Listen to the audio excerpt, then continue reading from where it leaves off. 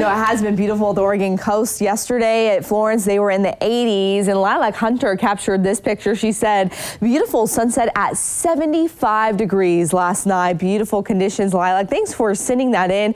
Such a great photo. This is from the Hasita Beach there near Florence. A great shot. And it's going to be a great weekend along the Oregon coast as well. North Bend was even warmer. If you happen to be along the coast this weekend or doing anything else out and about, we'd love to see your photos of the weather where you are. Send us those pictures on Twitter at Melissa D. Frey or Facebook. That's KEZI Melissa Frey. I always love to see what you're up to.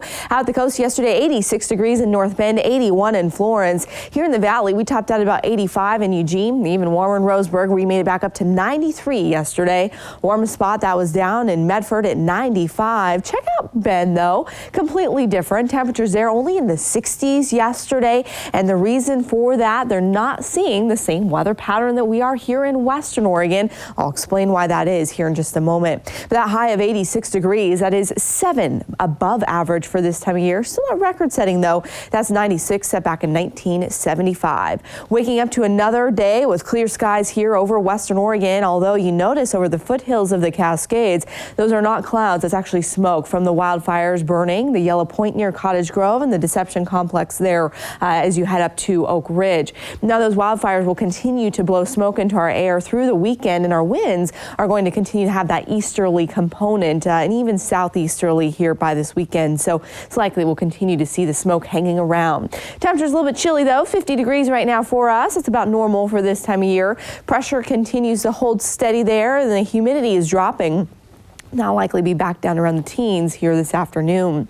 Again, waking up to those clear skies statewide because of that high pressure. When you get high pressure, what that does is it sets up a sinking atmosphere. And as that air descends from the higher elevations there in the atmosphere, that prohibits any clouds from being able to form. So that keeps us clear. This also blocks any other storms from moving into our area. That's all headed over to the plains and Rockies instead.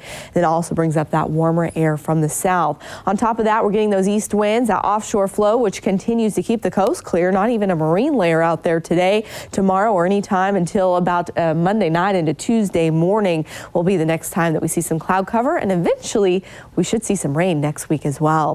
For the coast, it's not as hot as yesterday because you won't have those strong east winds, but still clear, and those highs will be in the low 70s. The Umpqua Basin will be warmer than yesterday, back into the mid to upper 90s. Through the Cascades, it's mid 80s in the foothills. You're headed back to the upper 70s near the pass today, and for Central Oregon, it's low 80s for you. So again, the reason why it's much cooler there is you don't have those strong east winds that move down the west slopes of the Cascades and Coast Range that then heats it up even further. But with sunshine and high pressure, it's still on the warm side. And for the valley, we're headed back to the upper 80s again today as well. Again, the hazy skies will likely hold through the weekend. One place you can go to beat that is the coast, where it'll be clear and sunny and warm. Highs will be back up near 70 degrees. For the Umpqua Basin, mid 90s all the way through Sunday, not dropping to the 70s until Wednesday, when we could see a few showers rolling into Western Oregon.